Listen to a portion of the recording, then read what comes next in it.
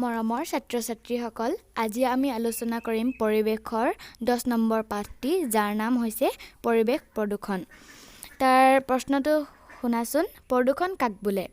তাৰ উত্তৰটো হ'ব, কেতিয়াবা বায়ু, পানী আৰু মাটিৰ কিছুমান নাথাকিবলগীয়া বাহিৰা পদাৰ্থ যেনে ধোঁৱা, মলমূত্ৰ, কীটনাশক দ্ৰব্য আদি মিহলি হৈ পৰেহি। এনে অৱস্থাকে আমাৰ পৰিৱেশৰ প্ৰদূষণ হোৱা বুলি কোৱা হয়। খ নম্বৰ প্ৰশ্নটো চোৱাচোন, দুবিধ জৈৱিক সাৰৰ নাম লিখা। ইয়াৰ উত্তৰটো হ'ব, দুবিধ জৈৱিক সাৰৰ নাম হ'ল পচন সাৰ আৰু কেঁচু সাৰ।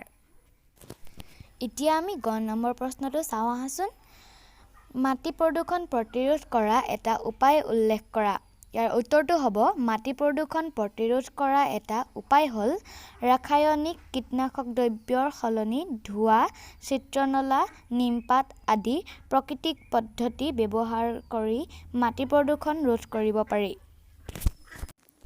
২ নম্বৰ প্ৰশ্নটো চাওঁ আহাচোন, খালী ঠাই পূৰ কৰা। ক ৰাসায়নিক সাৰৰ পৰিৱৰ্তে ডেছ সাৰ ব্যৱহাৰ কৰি মাটি প্ৰদূষণ ৰোধ কৰিব পাৰি। ইয়াৰ খালী ঠাইত হ'ব জৈৱিক।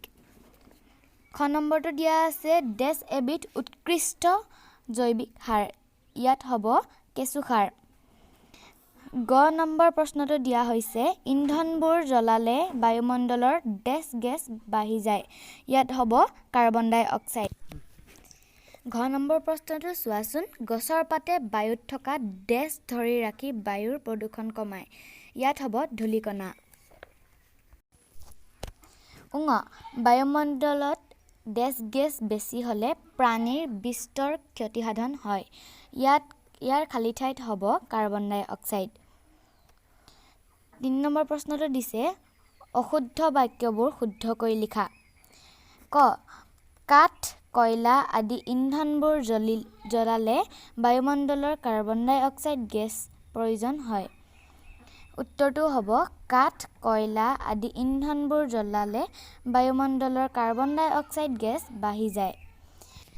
খ বায়ু প্ৰদূষণ ৰোধ কৰিবৰ বাবে য'তে ত'তে আৱৰ্জনা পেলাব লাগে। উত্তৰটো হ'ব, মাটি প্ৰদূষণ ৰোধ কৰিবৰ বাবে য'তে ত'তে আৱৰ্জনা পেলাব নালাগে। গ পুনৰাৱৰ্তন প্ৰক্ৰিয়াৰে পৰিৱেশ প্ৰদূষণ ৰোধ কৰিব পাৰি। এই বাক্যটো শুদ্ধই হৈ আছে, সেয়েহে উত্তৰটো সলনি নহয়।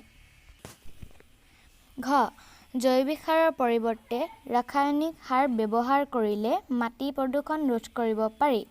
এই বাক্যটো অশুদ্ধ।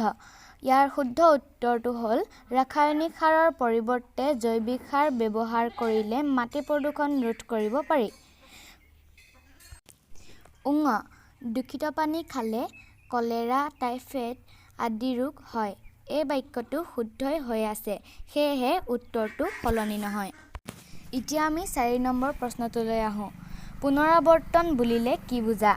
উত্তৰটো হ'ব, পুনৰাৱৰ্তন হ'ল এনে এক প্ৰক্ৰিয়া য'ত ব্যৱহাৰৰ অযোগ্য ভঙা-চিঙা বস্তুবোৰ যান্ত্ৰিক পদ্ধতিৰে পুনৰ ব্যৱহাৰৰ উপযোগী বস্তুলৈ পৰিৱৰ্তন কৰা হয়। এনে ব্যৱস্থাৰ ফলত পৰিৱেশত আৱৰ্জনা মাত্ৰা কমি যায় আৰু পৰিৱেশ নিকা হয়। পুনৰাৱৰ্তন প্ৰক্ৰিয়াৰে পৰিৱেশ প্ৰদূষণ ৰোধ কৰিব পাৰি। ছাত্ৰ-ছাত্ৰীসকল, ইয়াৰ বাকী থকা প্ৰশ্ন উত্তৰবোৰ পিছৰ অংশত দিম। এতিয়া ইমানতে থৈছোঁ। ভালকৈ পঢ়া শুনা কৰিবা। Bye bye.